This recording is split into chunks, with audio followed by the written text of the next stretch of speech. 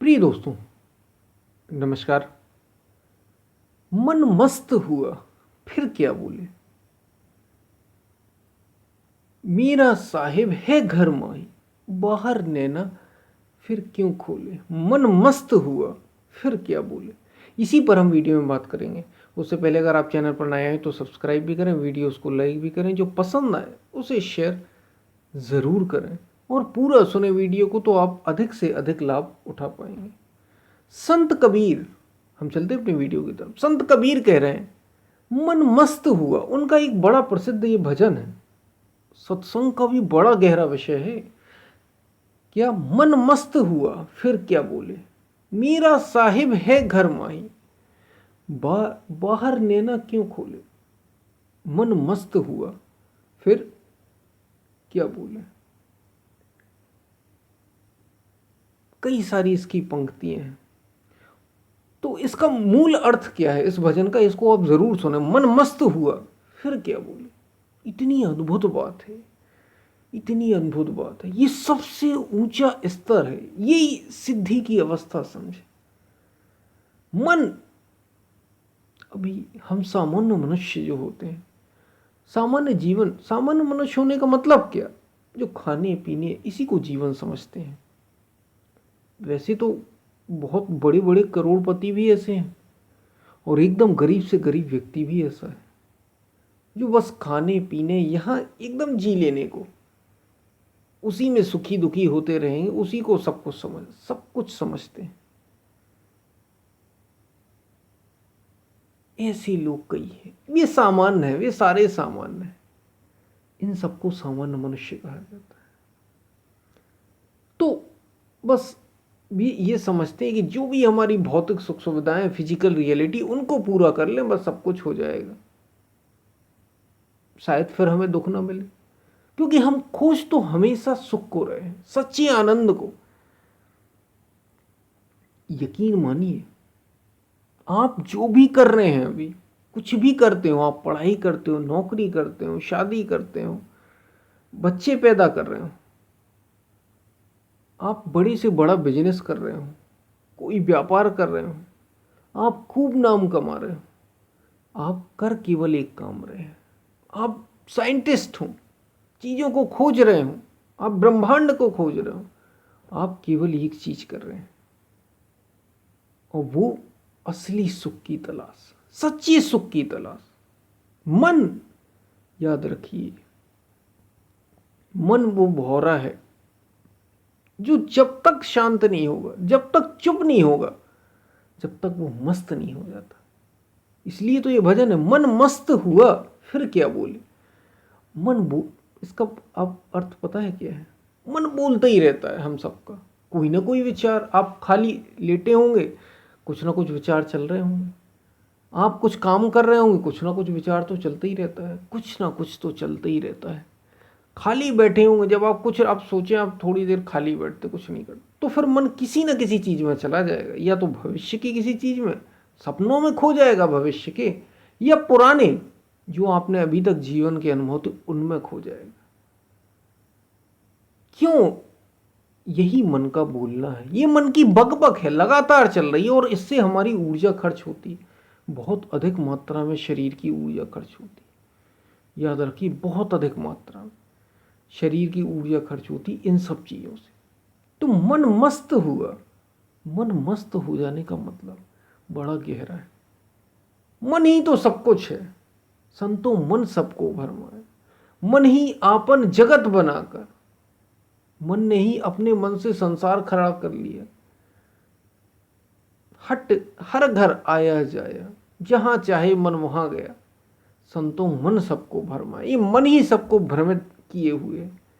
शायद सोचता है इसमें सुख, इसमें सुख, इसमें सुख, इसमें सुख, लेकिन जब असली चीज मिल गई, असली वस्तु मिल गई मन को, तो फिर ये मस्त हो जाता है। मन मस्त नहीं हो रहा, मन असली सुख को नहीं पा रहा, ढूंढ वो खोज वो उसी को रहा है। वो बाहर की चीजों में खोज रहा है, संसार में खोज रहा है, कुछ भी कर रहा हो वो इसलिए कर रहा है क्योंकि असली चीज उसे नहीं मिली, और वो मिलेगी आपके भीतर। वो भीतर ही है, वो ढूंढ बाहर रहा है। तो मन मस्त हुआ फिर क्या बोले, मेरा साहिब है घर माई, मेरा साहिब तो मेरे ही घर है, बाहर नैना क्यों खोले। ये संत कबीर जब उस सत्य को पा गए, उस आनंद को उनने स्पर्श किया, जैसे ही उस आनंद को स्पर्श किया वे मस्त हो गए, उनका मन ही मस्त हो गया, मतवाला हो गया।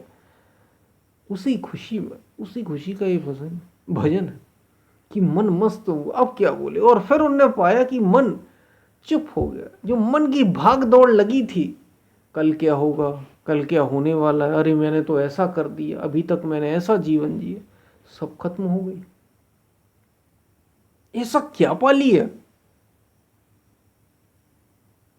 बस वही सच्चा आनंद पा लिया।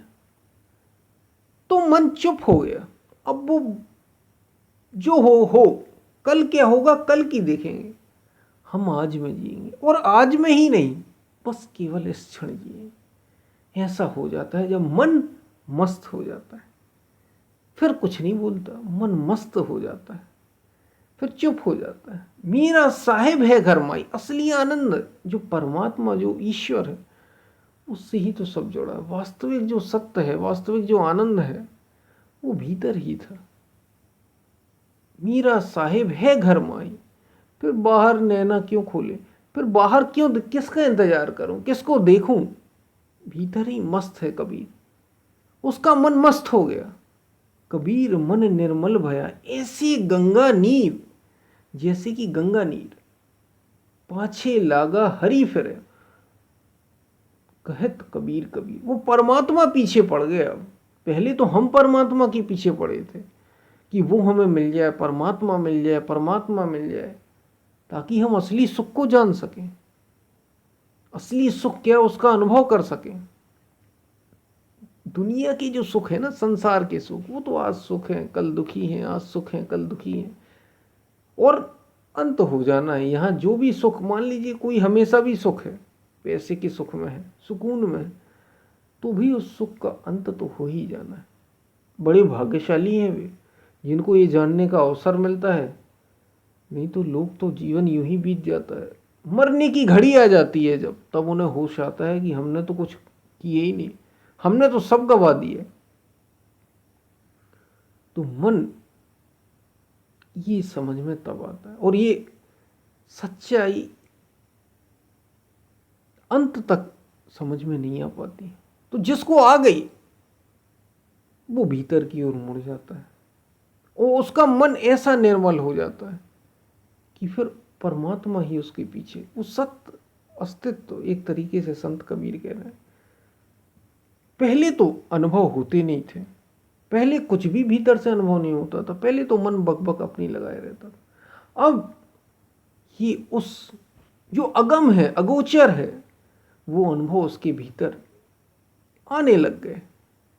जो कुछ शरीर और मन से ऊपर की बात है, वो अनुभव में आने लगी, अस्तित्व की बात कुछ उतरने लगी, और मस्त हो गया मन। जो बाहर बैठा रहता था, बाहर की चिंता ताक झाक करता रहता था, ऐसा हीरा मिल गया कि अब बाहर कुछ करने की जरूरत नहीं, सारी खोज बंद, भीतर ही मस्त हो गया। ये मन मस्त हुआ, फिर क्या बोले। वास्तव में संत कबीर यहाँ ये कह रहे हैं कि जब हमें वो वस्तु मिल जाती है जिसको आत्मा हमने कहा, आत्मज्ञान उपलब्ध हो जाता है, जब हम आत्मज्ञान को उपलब्ध हो जाते हैं, सेल्फ रियलाइजेशन हमें हो जाता है, आत्मा जो सच्ची वस्तु है उसको हम पहचान जाते हैं, उसको जान लेते हैं, जीवन का सबसे बड़ा काम कर लेते हैं, फिर मन मस्त हो जाता है। फिर मन मस्त हो जाता है जब असली आनंद ही मिल गया, क्योंकि बाहर तो मिलता नहीं, बाहर तो सुख दुख लगे हैं, किसी चीज में आप जीतते हैं, किसी में हारते हैं। यहां की तो जीत भी हार ही है, असली चीज मिल गई कबीर को, और उसको जब मन ने जान लिया, मन ने पा लिया, तो मन जो चिंता करता रहता था या सुखी होता रहता था और फिर दुख आता था, ये मन चुप हो गया।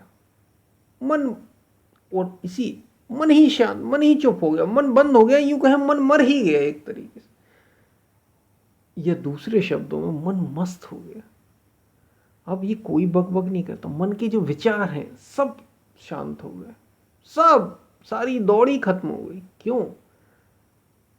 क्योंकि आत्मा वस्तु मिल गई, असली वस्तु पाली और उसको पाकर मस्त हो गया। ऐसा असीम आनंद पा लिया,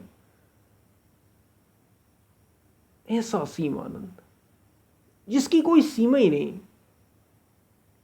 बाहर कितने भी सुख हो, भौतिक शरीर के हो या मन के, सबकी सीमा है, सबकी लिमिटेशन है। आप खाना हमेशा नहीं खा सकते, थोड़ा सुख है, ज्यादा खाएंगे तो नुकसान हो जाएगा। आप टीवी या कोई सीरियल बहुत अधिक नहीं देख सकते, आंखें खराब हो जाएंगी या आप उससे बोर हो जाएंगे। लेकिन ये ऐसा आनंद है मन का, सब खत्म, कोई बोर नहीं। जितना डूबोगे उतना पाओगे, जितने गहरे में जाओगे उतना आनंद पाओगे, बढ़ते ही जाएगा, बढ़ते ही जाएगा, बढ़ते ही जाएगा। इससे ऊंचा और कुछ नहीं। ऐसा पाकर मन मस्त हो जाता है। ये बात उस परम को पा लेने की है, उस परम तत्व को पा लेने, आत्मस्वरूप को पा लेने की, जिसको पाकर मन चुप हो जाता है, मन मस्त ही हो जाता है, तो फिर बोलना बंद कर देता है। ये बात आपको समझ में आई होगी। हम फिर मिलते हैं, तब तक के लिए धन्यवाद।